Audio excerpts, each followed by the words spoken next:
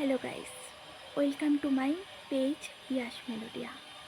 হ্যাঁ, খুব তাড়াতাড়ি ইয়াস ড্রিম মিউজিক পেজ শুরু করব। ড্রিমের সাথে হয়তো কিছু একটা যোগ করতেও পারি, বা ড্রিম মিউজিকও থাকতে পারে, যেহেতু আমি যেখানে গান করি মিউজিক ট্র্যাকের সাথে, সেই পেজটা অনেক পপুলারিটি গেইন করেছে, আগেই বলেছি। আর এমনিতেও ওই নামটা আমার তখন মাথায় এসেছিলো, ওই জন্য ওইটাই দিয়েছিলাম। তো ওই নামে আরেকটা পেজ সিলেক্টিভ করছি, সেটাতে শুধু শুধু সিলেক্টিভ কিছু কিছু গান দেওয়া হবে, সব গান দেওয়া হবে না, কারণ বিয়াস মেলোডিয়া চলছে সেরকম। তো হবে তাড়াতাড়ি। আমার 17 নভেম্বর আমার জন্মদিন, কার্তিক পুজোর দিন, তো সেই দিনও হতে পারে বা তারপরে, দেখা যাক। আর আজকে যেহেতু চিলড্রেন্স ডে, তাই জন্য সকল চিলড্রেন্সকে আমার তরফ থেকে অনেক অনেক শুভেচ্ছা, অফুরান ভালোবাসা। কারণ শিশু মন হচ্ছে সব থেকে নিষ্পাপ, সব থেকে কোমল, আর সব থেকে সততায় পরিপূর্ণ। তারাই হচ্ছে প্রকৃত মানুষ।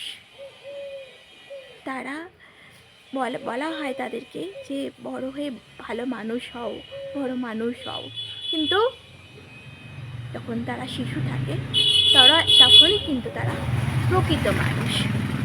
তাই সকল শিশুর মধ্যে আমি মনে করি, বা সবাই মনে করে, আশা করি, নির্ভেজাল একটা সত্তাই ভগবান শ্রীকৃষ্ণ, যে কোনো ভগবানই বাস করে, স্বয়ং করে। তো সেই নিষ্পাপ শিশুদের জন্য আজকে একটা গান থাকলো, এমনিও একটা গান থাকলো। God please save all children. অনেক শিশুরাই অনেক ভাগ্য বিড়ম্বনায় জর্জরিত, আজও তাদেরকে রক্ষা করো। ভালো থাকো, ভালো রাখো সবাইকে। আর সবার মধ্যেও যে আমাদের হারিয়ে যায়নি শিশু সুলভ সত্তা, সবার মধ্যে আছে, সে যে কোনো বয়সেই, বৃদ্ধ বয়সেও, সেটাকে বাঁচিয়ে রাখো। বললাম না, সেই শিশু সুলভ সত্তায় কি বাঁচে জানো?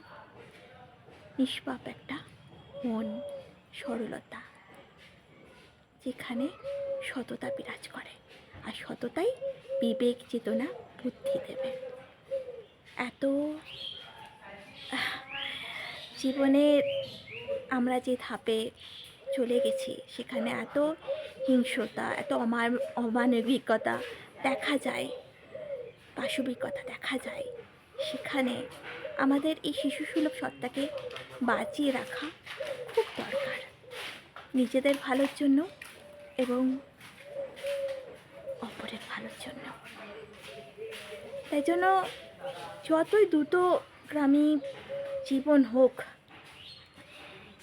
একটু সময় অবসর করে এই শিশু সুলভ সত্তায় যেটা ভালো লাগে সেটা করো। তোমার কাছে তুমিটা খুব ইম্পর্টেন্ট। আমরা অপরের আমার আমিটাকে ভাবতে গিয়ে আমরা আমাদের নিজের আমার আমিটাকে হারিয়ে ফেলি, তাই না?